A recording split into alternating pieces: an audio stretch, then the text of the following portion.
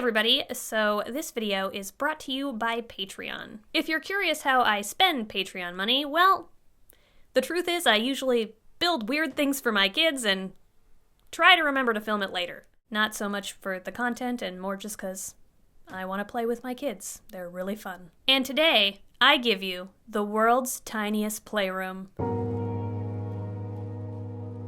So this pint-sized play place was built because I really wanted a dedicated space for my kids to be able to expel energy. Somewhere they could get out their climbs, their jumps, their rolls, their slides. I wanted a park, but inside because I'm not gonna go to the real park during the Midwest winter. But unfortunately, our house is not huge, and the only spot that I had to do this was behind the sauna and amongst the plumbing. Isn't it cool we have a sauna? I think that's so neat. We didn't shop for a sauna or put the sauna in. The house just came with the sauna. I'm kind of getting into Finnish sauna culture. I think it's so special and cool. And this is a tangent, but I'm just saying it's nice to hop in the sauna during a Minnesota winter. Anyway, I know this room, if that's what you can call it, is itty bitty and not really optimal for a playroom. But we weren't using the space anyway, so I thought, what the heck? The first thing I knew I wanted to do was build a climbing wall. And this climbing wall is adult grade. It uses 3/4 inch hardwood plywood and T-nuts, so all the rock climbing handholds are movable. At least all the orange and blue ones. The gray ones are permanently stuck there. They're covering mistakes I made. Shh, don't tell. And someone online suggested that we order rock climbing jugs, because the jugs are apparently those really good handholds, the super easy ones that are perfect.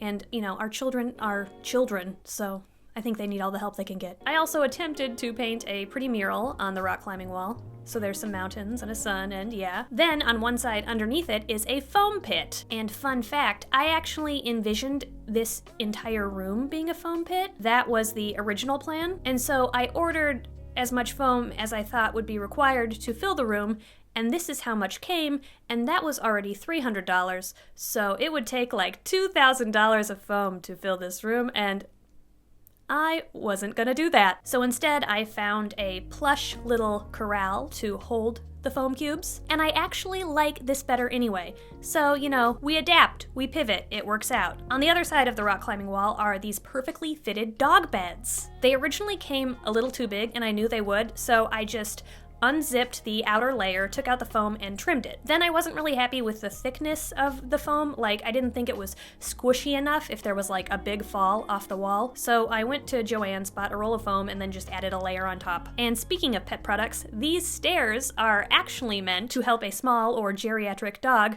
up on the couch or bed. But I think they make even better climby kiddo stairs. Just to be safe, Gray and I very messily sewed some Velcro onto the stairs and also screwed it into the wall so they don't tip over. This helps keep them secure, but also they're movable. And what do the stairs lead to?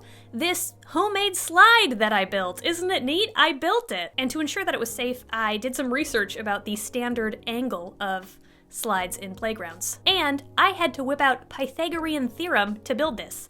A squared plus B squared equals C squared. So, pay attention in math, folks. Also, at the bottom on the side of the slide is a little hidey hole. I usually put this puppy in it, but the kids hide all kinds of things and plushies inside. I don't know, it's like a cute little treasure spot. Then all around the room is padding for safety, and if you look up, there's a cargo net. That's not really for the babies, since they're babies, and, certainly not tall enough to reach it or strong enough to hold on. It's more for the adults to swing around while the babies are playing. And very, very lastly, there is this hook that I can attach a swing to. Now, I have to, the swing it's a very modest swing, it's a small space, we don't swing far, but it works because they're still small, so they don't yearn for the biggest swing in the world. And sometimes we spin. Spinning is also fun. So what do you think? I didn't have a ton to work with, but I did my best. Let me know in the comments what kind of strange creation you have made for your kids, or your pets, or your mom, or I don't know, the neighborhood crow or squirrel.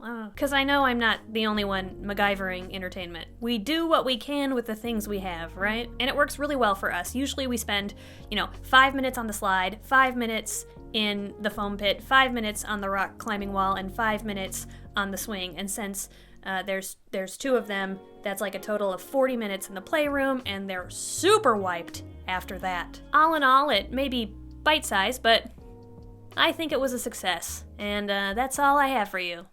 Okay, bye. Oh, and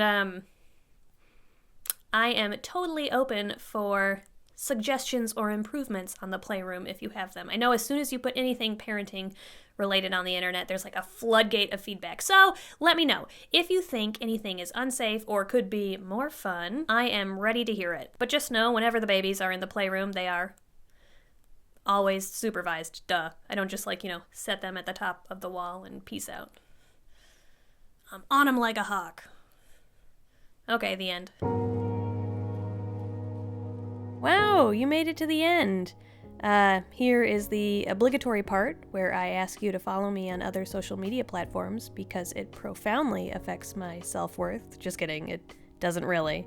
But, please follow me anyway because that would be fun, and I mean fun for my self-esteem. Haha, no, not actually. I am truthfully totally indifferent, and if no one follows me, I'm not gonna cry into a pillow all afternoon. Yeah. I did that last Wednesday, so I think it's out of my system now. Yeah. Bye.